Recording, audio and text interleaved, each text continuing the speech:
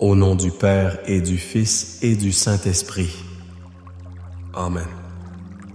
Bonjour ma famille, bonjour à toi qui te connectes en ce moment même. Que la paix de Dieu, qui surpasse toute intelligence, que la grâce de notre Seigneur Jésus-Christ et que la communion du Saint-Esprit soit ton partage là où tu es. Avant même de commencer, je veux que nous prenions un instant pour nous placer sous la protection divine. Père éternel, nous venons devant ton trône de grâce, non pas par nos propres mérites, mais par le sang précieux de l'agneau, le sang de Jésus. En ce moment même, je déclare une couverture du sang de Christ sur chaque personne qui écoute ma voix. Sur ta maison, sur tes enfants, sur ton mariage, sur tes finances, sur ta santé. Que le sang de Jésus forme une ligne de démarcation que l'ennemi ne peut pas franchir. Je déclare que toute flèche enflammée du malin, toute parole de malédiction, tout plan de l'ennemi contre ta vie est maintenant brisé, annulé, rendu sans effet par la puissance qui est dans le sang de Jésus. Nous nous revêtons de toutes les armes de Dieu, le casque du salut pour protéger nos pensées, la cuirasse de la justice pour garder notre cœur, la ceinture de la vérité, les chaussures du zèle de l'évangile de paix, le bouclier de la foi pour éteindre tous les traits enflammés de l'ennemi et l'épée de l'Esprit qui est la parole de Dieu. Saint-Esprit, nous t'invitons. Viens, Esprit de Dieu. Prends le contrôle de ce moment. Tu n'es pas un invité, tu es l'hôte. Parle à nos cœurs, révèle-nous le Père, glorifie Jésus dans nos vies. Je veux prier maintenant spécifiquement pour toi qui es tourmenté par l'anxiété concernant l'avenir. Pour toi qui te réveilles au milieu de la nuit, le cœur battant avec cette peur de l'inconnu, cette peur du lendemain.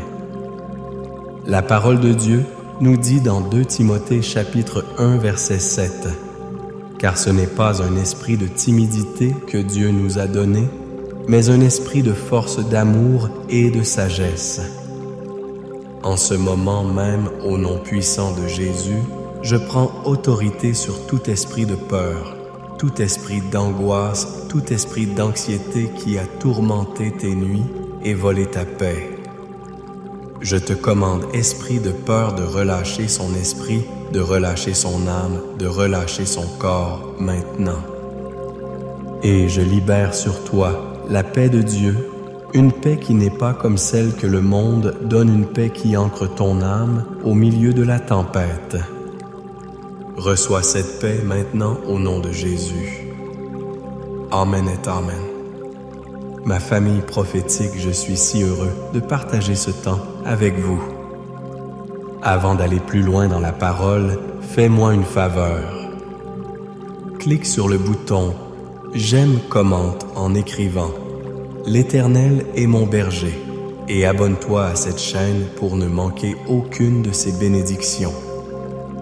Et je veux te lancer un défi de foi. Partage ce message maintenant avec 7 personnes. 7 est le chiffre de la perfection divine. Tu ne sais pas qui dans tes contacts a besoin d'entendre cette parole aujourd'hui. En le partageant, tu deviens un instrument entre les mains de Dieu.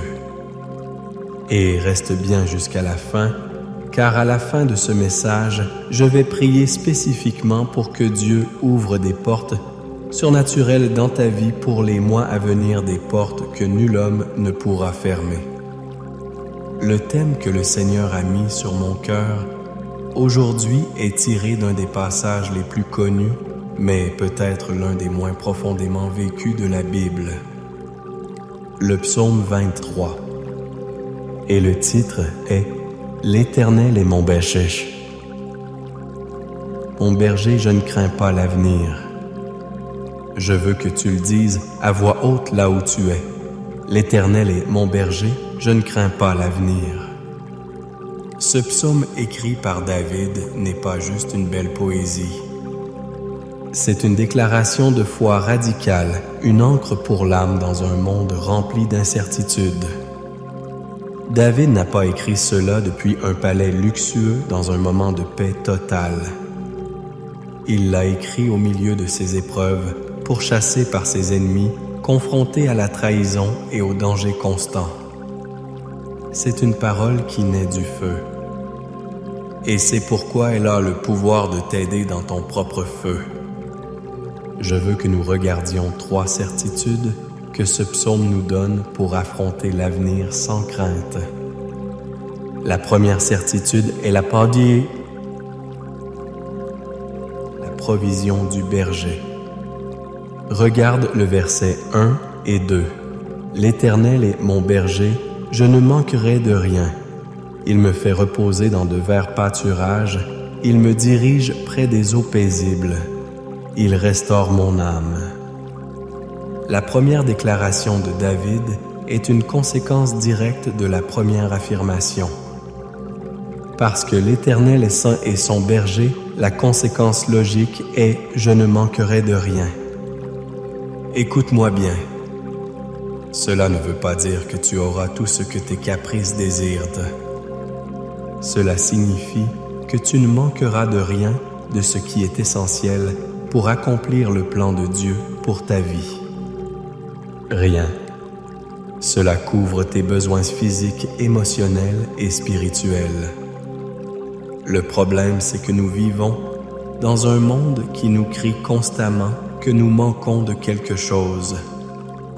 Tu manques de cette voiture, de cette maison, de ce diplôme, de ce statut social. L'ennemi utilise le manque pour créer de l'anxiété. Mais David dit non. Mon identité n'est pas dans ce que je possède, mais dans celui à qui j'appartiens. Si l'Éternel, le Créateur de l'univers, le Dieu qui possède l'or et l'argent, est ton berger, comment peux-tu manquer de quelque chose d'essentiel? Pense à l'histoire d'Élie dans 1 Roi 17. Dieu l'envoie près du torrent de Kérit en pleine famine. Humainement, c'est un non-sens. Il n'y a rien là-bas. Mais Dieu avait un plan. Il a commandé aux corbeaux de lui apporter du pain et de la viande matin et soir. Des corbeaux, des oiseaux impurs qui sont connus pour être égoïstes. Dieu a utilisé l'improbable pour pourvoir aux besoins de son serviteur. Ton berger sait comment utiliser des sources inattendues pour prendre soin de toi. Peut-être que tu regardes ton compte en banque et tu vois le rouge. Tu regardes ton frigo et tu vois le vide. Et ta raison te crie, tu vas manquer. Mais la foi te dit, l'Éternel est son juge d'un messe. Et mon berger, je ne manquerai de rien. Il peut t'envoyer des corbeaux. Il peut faire tomber la manne du ciel. Il peut multiplier les pains et les poissons. Ta source n'est pas ton employeur, n'est pas le gouvernement, n'est pas ta famille. Ta source est l'Éternel des armées. Et remarque ce qu'il fait, il me fait reposer. Il ne nous pousse pas dans une course folle. La provision de Dieu vient avec le repos. Si ton travail te vole ta paix, ta santé, ton temps avec Dieu et ta famille, ce n'est peut-être pas le vert pâturage de Dieu. Les verts pâturages sont un lieu de nourriture abondante et de sécurité. Les eaux paisibles sont un lieu de rafraîchissement. C'est là que le berger restaure ton âme.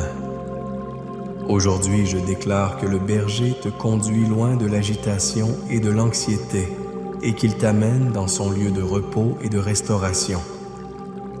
La deuxième certitude est la présence du berger dans la vallée. C'est peut-être le verset le plus puissant pour celui qui souffre. Verset 4. Quand je marche dans la vallée de l'ombre de la mort, je ne crains aucun mal, car tu es avec moi, ta houlette et ton bâton me rassurent. Note bien que David ne dit pas « si je marche », mais « quand je marche ». La vallée est une partie inévitable du parcours chrétien. La vallée de l'ombre de la mort, ce n'est pas seulement la mort physique. C'est la vallée du diagnostic médical effrayant. C'est la vallée du divorce. C'est la vallée de la faillite. C'est la vallée de la dépression où tout semble sombre et sans espoir. C'est la vallée de la trahison où quelqu'un en qui tu avais confiance t'a poignardé dans le dos. Le mensonge de l'ennemi dans la vallée, c'est de te faire croire que tu es seul, que Dieu t'a abandonné. Mais David révèle le secret pour traverser la vallée sans crainte, car tu es avec moi.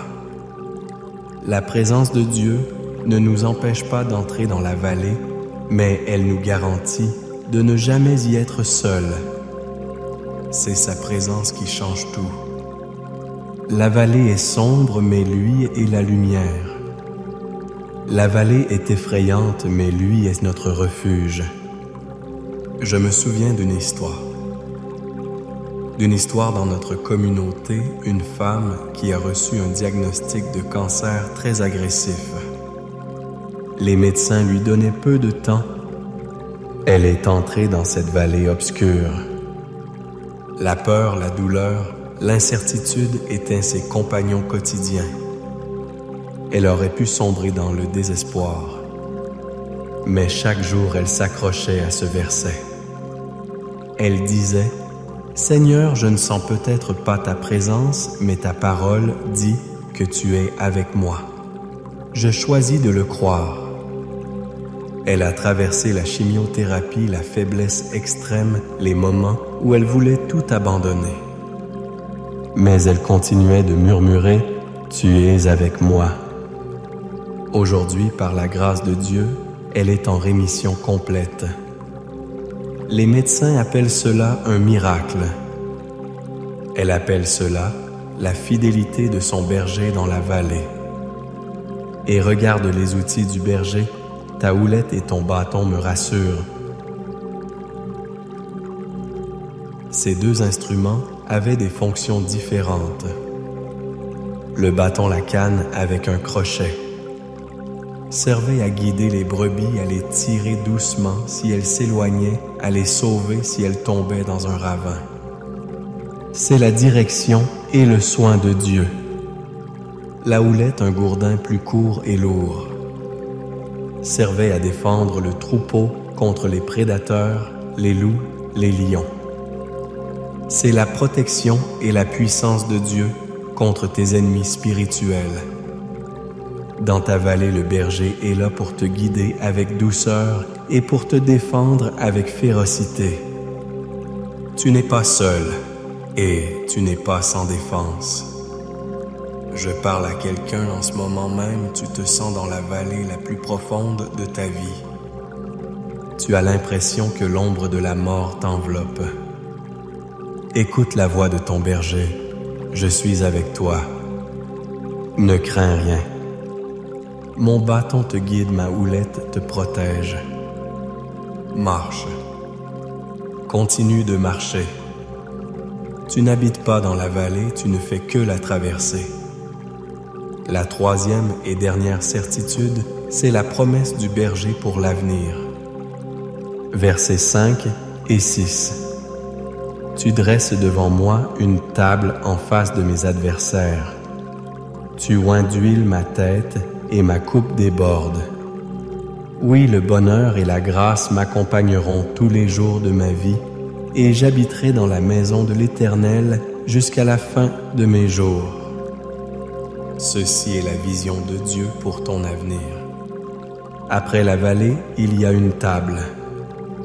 Et remarque le détail incroyable, la table n'est pas dressée dans un lieu secret loin des ennemis. Elle est dressée en face de mes adversaires. Ceux qui ont comploté contre toi, ceux qui ont douté de toi, ceux qui ont prédit ta chute, Dieu va les forcer à être les spectateurs de ton élévation. La table représente l'honneur, la provision, la célébration, la victoire. Dieu ne va pas seulement te délivrer, il va te justifier publiquement. Pense à Joseph. Ses frères l'ont jeté dans une citerne, l'ont vendu comme esclave. Il a connu la vallée de la fausse accusation de la prison. Ses adversaires pensaient en avoir fini avec lui. Mais Dieu a dressé une table pour Joseph. Il l'a fait devenir le deuxième homme le plus puissant d'Égypte. Et ses frères, ses adversaires, ont dû venir se prosterner devant lui à cette table d'abondance. Ce que Dieu a fait pour Joseph, il veut le faire pour toi. L'humiliation que tu as subie, la honte que l'ennemi a voulu mettre sur toi, Dieu va la transformer en un honneur public. Tu oins d'huile ma tête. L'huile est un symbole de la présence du Saint-Esprit, de la consécration de la guérison et de la joie. Dieu va déverser sur toi une onction fraîche pour la nouvelle saison qui arrive. Et ma coupe déborde. Dieu n'est pas un Dieu du juste assez. Il est le Dieu du plus qu'assez. Il veut que ta vie soit un témoignage de son abondance, pas seulement pour toi, mais pour que tu puisses être une bénédiction pour les autres. Et enfin la promesse ultime. Oui, le bonheur et la grâce m'accompagneront tous les jours de ma vie. Ce ne sont pas des visiteurs occasionnels. Le bonheur, la bonté de Dieu, et la grâce, sa faveur imméritée, sont tes gardes du corps permanent commandés par le berger pour te suivre, te poursuivre où que tu ailles. Chaque jour, les bons jours et les mauvais jours, et la destination finale. J'habiterai dans la maison de l'Éternel jusqu'à la fin de mes jours. Notre espérance ne se limite pas à cette vie. La destination finale, c'est sa présence éternelle.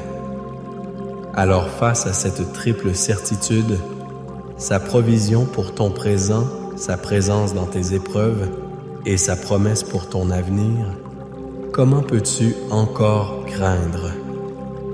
Maintenant, je veux armer ta foi avec une parole de protection infaillible.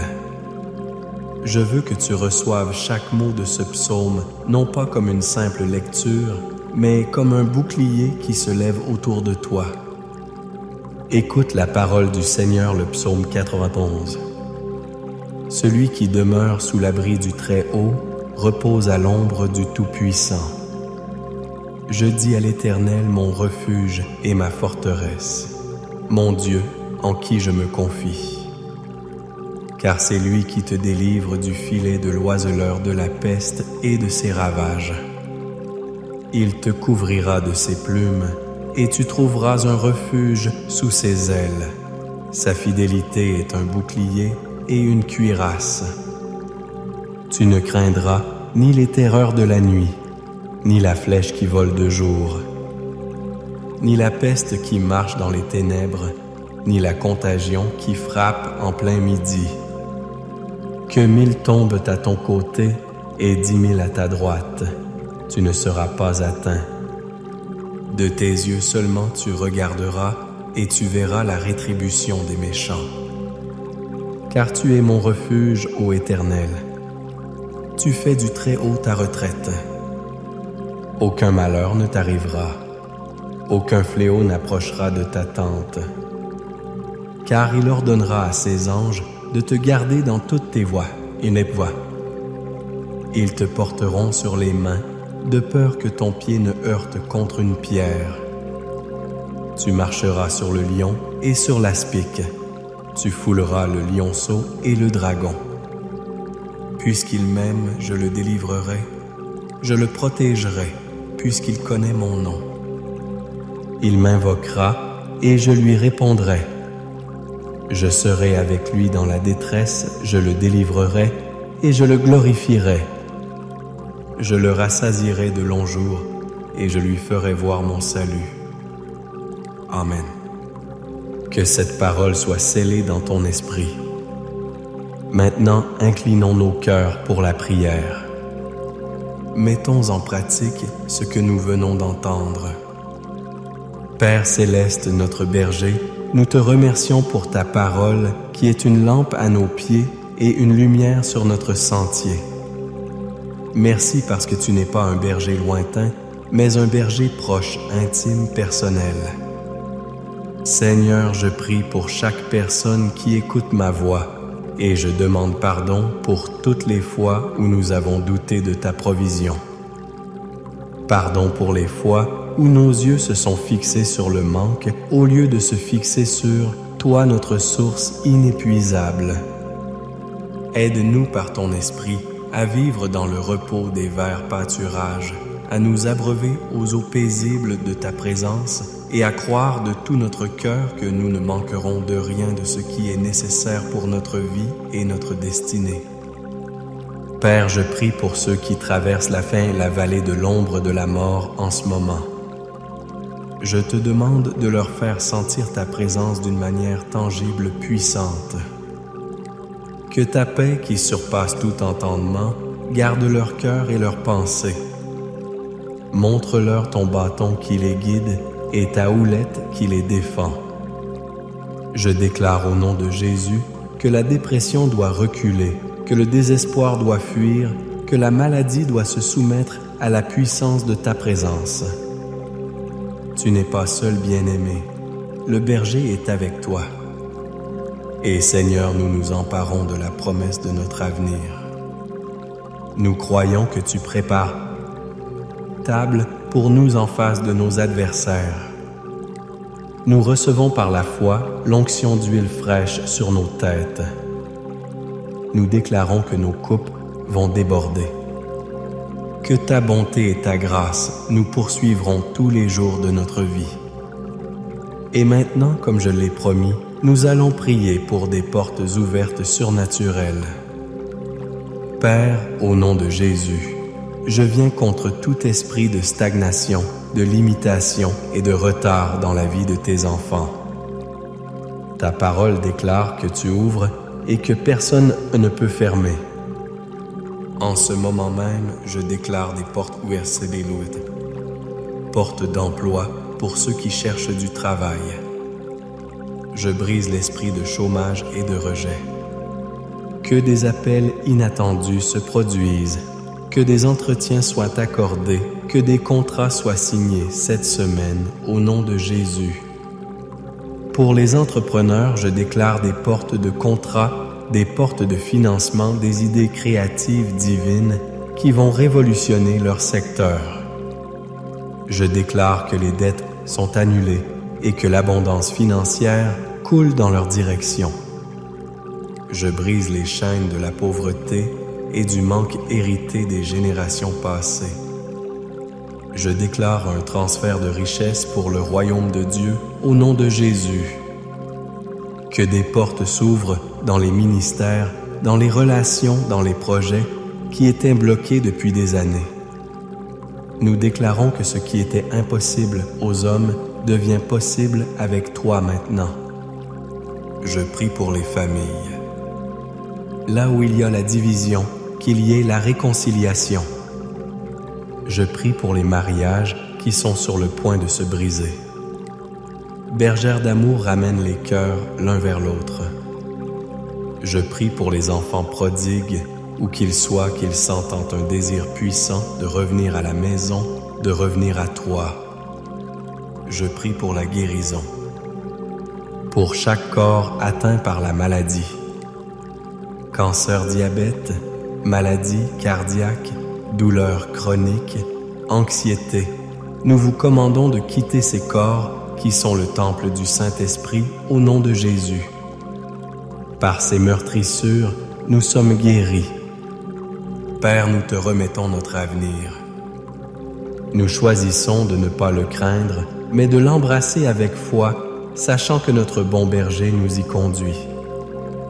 Nous te faisons confiance.